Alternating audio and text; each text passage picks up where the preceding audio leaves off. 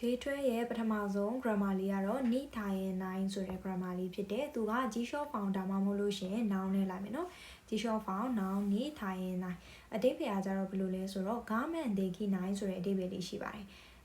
တီးမခံနိုင်ဘူးပေါ့နော်ဒီဘယ်လိုမျိုးလဲဆိုတော့ဂျိုကျိုကဟီဒိုဆူဂီတဲ့ဒီအခြေအနေတွေကအရန်ကိုပြင်းထန်လွန်းတဲ့အတွက်ကြောင့်ကြည်တာတွေနားထောင်တာတွေမလုံနိုင်ဘူးဆိုပြီးတော့ garment ဒေခိနိုင်ဆိုတဲ့ပုံစံနဲ့သုံးတဲ့ G-short form ဒါမှမဟုတ်လို့ရှိရင် noun လိုက်မယ်နော်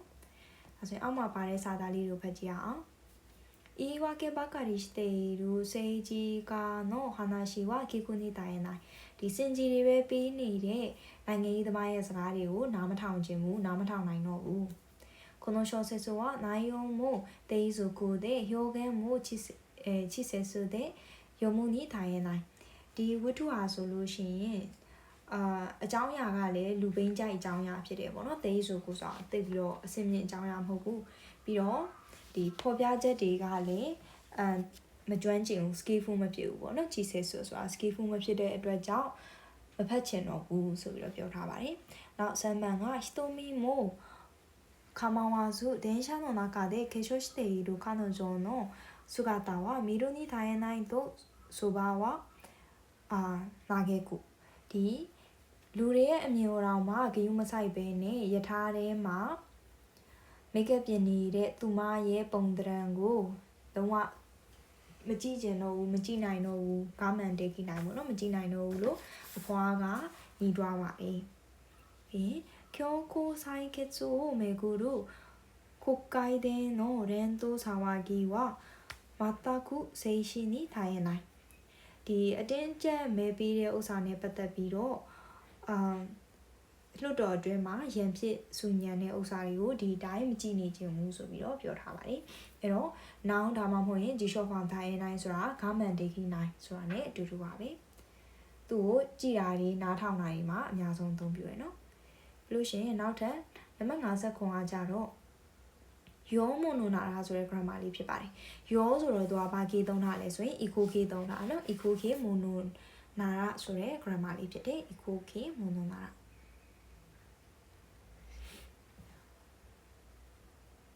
သူကကြတော့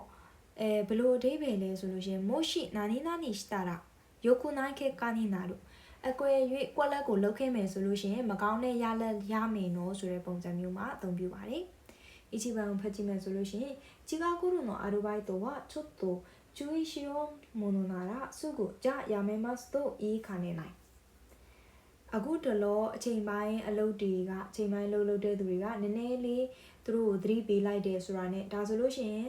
အလုပ်ထွက်မယ်လို့ပြောနိုင်နေရှိတယ်အဲ့လိုမျိုးတွေပြောကြတယ်ပေါ့နော်နည်းနည်းလေးအောင်သတိပေးလို့မရဘူးသူတို့ကချက်ချင်းအလုပ်ထွက်ကြတယ်ဆိုပြီးပြောထားပါတယ်နောက်ဒီဘန်က帰宅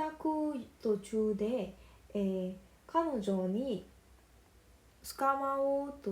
うものなら1時間はおしゃべりに付き合わされるဒီအိမ်ပြန်လုံးလန်ခုလက်မှာသူမစီကနေအဖမ်းခံလိုက်ရပြီဆိုရင်ပြောချင်တာသူမရဲ့လမ်းခေါ်ခြင်းကိုခံလိုက်ရပြီဆိုလို့ရှိရင်တနာရီလောက်တောင်ဒီစကားပြောဖို့အဖို့ခေါ်ခြင်းခံရတယ်ပေါ့နော် skill hour ဆယ်လို့ဆိုတာသူနဲ့အတူတူလိုက်ပါတယ်ဆိုတဲ့ပုံစံမျိုးအဲ့တော့တနားရီလောက်တောင်အတူတူစကားပြောဖို့အတွက်ဖြစ်သွားလိမ့်မယ်ဆိုပြီးတော့မကောင်းတဲ့ရလဒ်ပေါ့နော်အဲ့လိုမျိုးပြောတာပါနောက်3番が以降でも不良品が出ようものなら契約が取り消されるなんだお前下請けの厳しさが分かっているのかဒီတခုလောက်တောင်မကောင်းတာပါသွားပြီဆိုတာနဲ့စာချုပ်ကိုဖျက်သိမ်းခြင်းခံရတာမျိုးရှိတယ်။မင်းကဒီရှိတာဥခဲဆိုတာ the same country ပေါ့နော် the same country အလုပ်လုပ်တဲ့သူတွေရဲ့စီကံတင်ချက်ပုံကိုမသိဘူးလား။ the same country ဆိုတာကဒီလုပ်ငန်းတစ်ခုကို project အကြီးတစ်ခုအပ်ထားတယ်ဒါပေမဲ့အဲ့ဒီလုပ်ငန်းကနေပြီးတော့တည်တည်လေးတွေပြန်ခွဲပြီးတော့တခြားလူတွေပြန်ပြီးတော့ခိုင်းတာကို the same country လို့ခေါ်မယ်နော်။နောက်ယောမန်ကကြတော့このまま不景気が続くものなら我々のような零細企業は軒並みに優れてしまうဒီလိုမျိုးသာစီးပွားရေးမကောင်းတာတွေဆက်လက်ဖြစ်ပွားနေမယ်ဆိုလို့ရှိရင်ကျွန်တော်တို့လိုမျိုးလုပ်ငန်းသေးသေးလေးတွေကအတန်းလိုက်ကြီးအလုပ် ပြုတ်သွားတော့မယ်ဆိုပြီးတော့ပြောထားဖြစ်ပါတယ် Nukinami ဆိုတာအိမ်တန်းနေပါတယ်ကိုပြောတာပေါ့နော်ဒီမှာတော့လုပ်ငန်းသေးသေးလေးတွေတစီတတိုင်းကြီးလုပ်ငန်းပြတ်ကြတော့မယ်စီးပွားပြတ်ကြတော့မယ်ဆိုပြီးပြောပါတယ်နောက်5番がうちの奥さんちょっとでも言い返そうもんならこっちが謝るまで口を聞いてくれないんだဒီကျွန်တော်ရဲ့ဇနီးဟာဆိုလို့ရှိရင်နည်းနည်းလေးတောင်ပြန်ပြီးတော့ပြန်ခံပြောလိုက်ပြီဆိုတာနဲ့ဒီဘက်ကနေပြီးတော့မတောင်းမှန်မချင်းသူ့ကိုစကားမပြောတော့ပါဘူးတဲ့အဲ့တော့ယောမွန်နူနာရာကြတော့ eco k ရဲ့နောက်မှာမွန်နူနာရာကိုပြောတာဖြစ်တယ်သူကမို့ရှိနာနီနာနီしたတာပေါ့နော်တကယ်၍ကိုယ့်လက်ကိုလုပ်ခဲ့မယ်ဆိုလို့ရှိရင်မကောင်းတဲ့ရလက်ရမယ်နော်ဆိုတဲ့အဓိပ္ပာယ်မျိုးနဲ့သုံးတာဖြစ်ပါတယ်နောက်တဲ့နံပါတ်58ကတော့နာရာအီဇာရှိရာစုဖြစ်ပါတယ်နိုင်နာရာအီဇာရှိရာစုရှေ့မှာပါဖောင်းလဲဆိုတော့ plain found လိုက်မယ်တဲ့ plain found မှာနာနာမဝိသေသနာနဲ့နံဆိုလို့ရှိရင်ဓာတ်ကိုဖြုတ်ပြီးတော့သုံးပြရပါမယ်အဲ့တော့နာရာအီဇာရှိရာစုသူကဘယ်လိုပြောရလဲဆိုတော့နာရာဆိုးကောင်းမှုရှိတဲ့မဆန်ကဆိုးသေးဝနိုင်လို့တဲ့ဥပမာဖြင့်ကလေးဆိုလို့ရှိရင်တော့ထားပါတော့အိမ်ရဲ့တန့်ရှင်းကြီးပေါ့နော်ကိုယ့်အခန်းရဲ့တန့်ရှင်းကြီးကိုလူကြီးတွေဆိုလို့ရှိရင်ကိုယ့်ဘာသာကိုလုပ်ကြရပေါ့နော်အဲ့လိုမဟုတ်ဘဲနဲ့မိဘတွေကိုလုပ်ခိုင်းနေမိဘတွေကလုပ်ပေးရတယ်ဆိုလို့ရှိရင်ဘယ်လိုပြောလို့ရလဲဆိုတော့ကလေးဆိုလို့ရှိရင်တော်သေးတယ်လူကြီးဖြစ်နေတာတော့မှအိမ်တန့်ရှင်းကြီးကိုမိဘတွေကိုလုပ်ခိုင်းစီရလားအဲ့လိုမျိုးပေါ့နော်ကွက်လက်ဆိုလို့ရှိရင်တော်သေးတယ်ကွက်လက်ဆိုလို့ရှိရင်ရသေးတယ်ဒါပေမဲ့ကွက်လက်မဟုတ်တဲ့အတွက်ကြောင့်ကလေးဆိုလို့ရှိရင်ရတယ်အခုကကလေးမဟုတ်တဲ့အတွက်ကြောင့်အိမ်တန့်ရှင်းကိုယ့်ဘာသာကိုလုပ်ရမယ်အဲ့လိုပုံစံမျိုးနော်အဲ့တော့一番をファジア加藤さんのように英語が上手ならいざ知らず僕に会議の通訳なんて無理ですよ加藤さんのမျိုးအင်္ဂလိပ်စာကိုအရန်တော်တယ်ဆိုလို့ရှိရင်ကအဆင်ပြေပေမဲ့ကျွန်တော်လူမျိုးကိုအစီအဝေးမှာစကားပြန်လောက်ခိုင်းတာမလုပ်နိုင်ဘူးနော်ခါတိုးဆန်ဆိုလို့ရှိရင်တော့ရတယ်အခုကခါတိုးဆန်လူမျိုးမဟုတ်တဲ့အတွက်ကြောင့်မရဘူးလို့ပြောတာနော်နောက်2番が学生時代ならいざ知らず君ももう社会人になったのだから少し大人として自覚を持つべきじゃないのかပြောချင်တာကတော့ဒီကျောင်းသားဘဝတုန်းကဆိုလို့ရှိရင်တော့တော်သေးတယ်ကျောင်းသားဆိုလို့ရှိရင်တော့အဲ့လိုဆိုပေမဲ့မင်းလည်းဒီလူပတ်ဝန်းကျင်ကလူဖြစ်နေပြီပေါ့နော်ရှာကိုင်းချင်းဖြစ်နေပြီဖြစ်တဲ့အတွက်ကြောင့်နည်းနည်းလေးကိုတီးတာကောင်းမယ်လို့ပြောပါဂျီကာခုအိုမူစုဆိုတာကိုတီးတာနော်ကိုရဲ့level ကိုထိန်းထားတာဆိုတဲ့ပုံစံမျိုးပါအဲ့တော့ကျောင်းသားဆိုလို့ရှိရင်တော့အမားကြီးလောက်တာတို့ဟိုကိစ္စအလုပ်တွေကိုသေးစားမလုပ်မိတာတို့အဲ့လိုမျိုးဆိုလို့ရှိရင်တော့ကျောင်းသားအရွယ်ဆိုတာဒီဖွံ့ဖြိုးစေဖြစ်တဲ့အတွက်ကြောင့်တော်သေးတယ်ပေါ့နော်ကလေးမို့လို့ရသေးတယ်မင်းကရှာကိုင်းညံ့အောင်ဖြစ်နေပြီအဲ့ဒီအတွက်ကြောင့်တည်ကြမပြုံးလို့မရဘူးကိုတီးမှရမယ်ဆိုပြီးတော့ပြောပါတယ်နောက်3番が自分が不愉快な思いをしたらしたならいざ知らずネットの情報だけでダメな店だと言いふらすのはおかしいကိုကမကောင်းလို့ထင်တာကတော့ရတယ်ဆိုပေမဲ့ဒီကိုကိုယ်တိုင်သွားကြည့်ပြီးတော့ဗောနော်အဲ့ဒီဆိုင်ကိုမကောင်းလို့ထင်တယ်ဆိုတာရပေမဲ့ဒီ internet ရဲ့ information တွေကိုကြည့်ပြီးတော့မကောင်းတဲ့ဆိုင်ဆိုပြီးတော့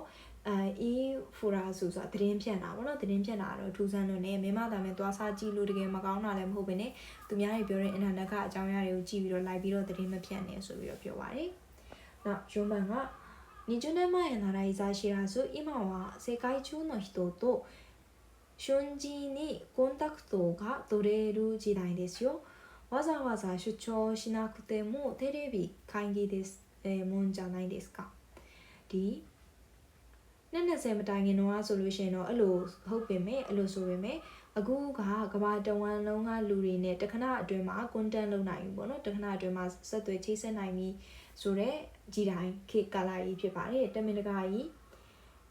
ရွှတ်ချိုရှင်းနာခုသိမှုဆိုတာအလုပ်ကိစ္စခရီးအထိမသွားဘဲနဲ့ TV နဲ့ခိုင်းကြီးအစည်းအဝေးတွေလုပ်တဲ့ဥစ္စာလည်းလုပ်လို့ရပါတယ်ဆိုပြီးတော့ပြောထားပါတယ်20မတိုင်ခင်တော့ဆိုလို့ရှိရင်တော့အလုပ်ကိစ္စခရီးသွားတာပုံမှန်ဆိုပေမဲ့အခုကအလုပ်မလုပ်လေရတယ်ပေါ့နော်အဲ့တော့နာရအစားစီရာဆိုတာကြတော့ကွက်လက်ဆိုလို့ရှိရင်တော့ရတယ်အခုကကွက်လက်အခြေအနေမဟုတ်တဲ့အတွက်ကြောင့်ဆိုတဲ့ပုံစံမျိုးဖြစ်ပါတယ်ရှင်းမှာ blink ဖောင်းလိုက်မယ်နာနာမောက်တင်တာနဲ့နန်းနေဆိုလို့ရှိရင်ဒါကိုဖြုတ်လိုက်ပါမယ်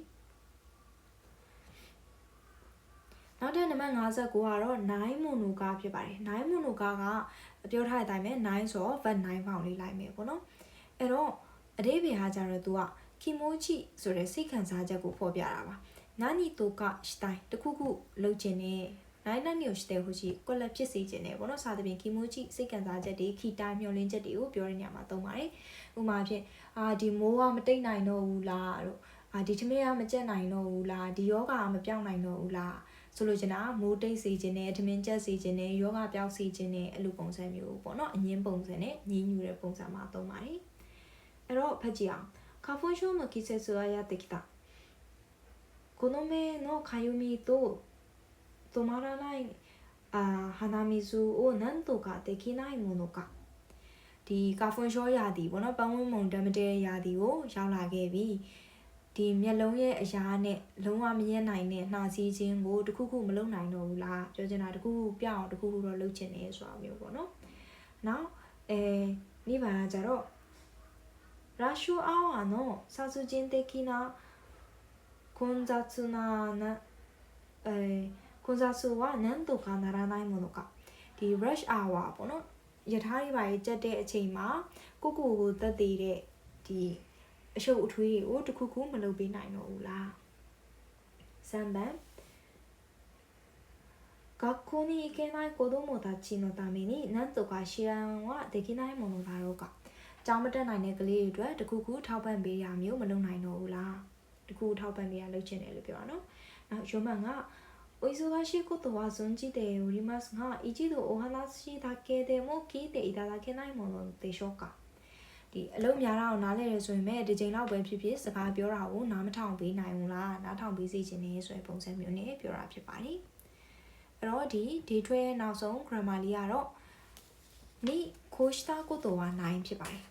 နိကိုရှတာကိုတော့နိုင်ဆိုတာဖြစ်နိုင်မယ်ဆိုလို့ရှိရင်ကွက်လက်တာကောင်းတယ်ဆိုတဲ့အဓိပ္ပာယ်မျိုးပါ no ho ga i ဆိုတဲ့ပုံစံမျိုးနော်နိကိုရှတာကိုတော့နိုင်ဆိုတာ no ho ga i ဆိုတဲ့ပုံစံဒီရှော့ဖောင်းနိုင်ဖောင်းဣနာမဝိသေသနာနာနာမဝိသေသနာဆိုရင်နာကိုဖြုံမယ်တနည်းအားဖြင့်ဓာကိုဖြုံမယ်နန်ဆိုလို့ရှိရင်နန်အတိုင်းပဲဓာတွေပါမလိုက်ဘူးဓာကိုဖြုံမယ်ဟုတ်ပြီနော်ဒီလေးခုပါအဲ့တော့一番をパチメするし、がんに限らず病気の発見は早いに越したことはない。検査ပဲဖြစ်ဖြစ်တခြားပါပဲဖြစ်ဖြစ်ယောဂရဲ့ရှာဖွေတွေ့ရှိမှုပေါ့နော်ယောဂဖြစ်နေရဲဆိုတာရှာဖွေသိရှိခြင်းကမြန်လေကောင်းလေပဲမြန်တာကောင်းနေဆိုပြီးတော့ပြောထားတယ်။နောက်2番がピアニスト